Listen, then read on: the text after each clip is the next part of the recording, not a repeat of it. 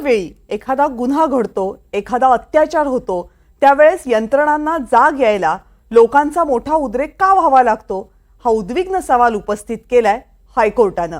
आणि हा सवाल केलाय सरकार आणि पोलिसांना. बदलापूर अत्याचार प्रकरणाची हायकोर्टानं सुमोटो दखल घेतली. यावर सुनावणी झाली आणि कोर्टानं सरकार आणि पोलिसांना फैलावर घेतलं. या प्रकरणाची पुढची सुनावणी मंगळवारी होणार आहे. पण या निमित्तानं बदलापूर प्रकरणातल्या अनेक नव्या गोष्टी आज कोर्टासमोर आल्या.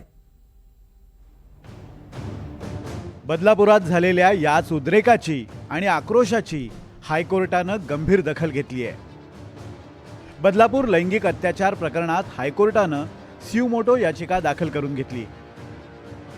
सुनावणी दरम्यान कोर्टानं पोलीस, शाळा प्रशासन आणि राज्य सरकारला चांगलंच धारेवर धरलंय. 13 ऑगस्टला FIR नोंदवला, मग जबाब नोंदवायला 22 तारीख का उजाडली? मुलीचं स्टेटमेंट रेकॉर्ड केलं का, असे सवाल हायकोर्टानं केले आहेत. त्यावर आरोपीला तात्काळ अटक करण्यात आली अशी माहिती सरकारी वकिलांनी कोर्टात दिली. FIR आणि केस डायरी दाखवा, नुसतं तोंडी सांगू नका, असं त्यावर न्यायमूर्तींनी खडसावलं. मुलींचं स्टेटमेंट त्यांच्या घरी रेकॉर्ड झालं. यावेळी वेलफेअर अधिकारी उपस्थित असल्याची माहिती सरकारी वकिलांनी दिली. पॉक्सो दाखल केला, मग ॲक्शन का घेतली गेली नाही, असंही कोर्टानं विचारताच शाळेनं ॲक्शन घ्यायला हवी होती, असं म्हणत सरकारी वकिलांनी शाळेकडे बोट दाखवलं. राज्य सरकारकडून ॲक्शन का घेतली गेली नाही? सरकारनं काय केलं? त्या मुलींचं काउन्सिलिंग केलं का? FIR मध्ये काही गोष्टी नमूद का नाहीत? सगळे पेपर नीट का नाहीत? एकाच मुलीचं स्टेटमेंट घेतलं, दुसऱ्या मुलीचं का नाही? हे प्रकरण पोलीस इतकं हलक्यात कसं घेऊ शकतात? याशिवाय शाळेनं काय स्टेप्स घेतल्या?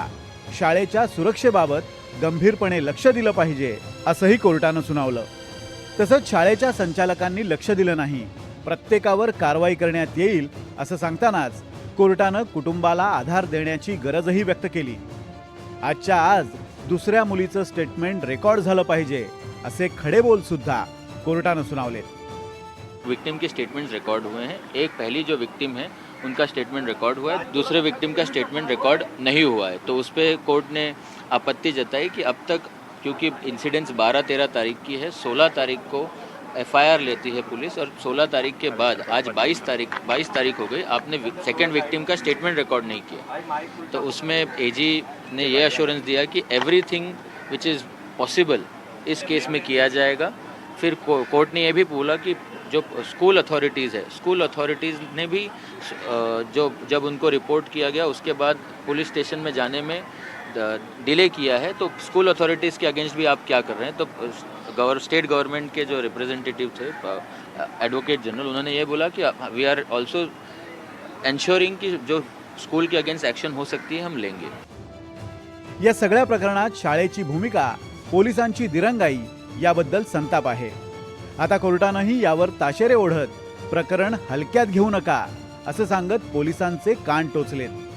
एवढंच नाही तर हे प्रकरण दडपण्याचा प्रयत्न झाला तर आम्ही कुणावरही कारवाई करायला मागे पुढे पाहणार नाही, असा खरमरीत इशाराच कोर्टानं दिलाय. कोर्टानं दणका दिल्यावर तरी आता यंत्रणा खडबडून जागी होईल आणि या प्रकरणाचं गांभीर्य कळेल अशी आशा आहे. Bureau report, NDTV Marathi, Mumbai.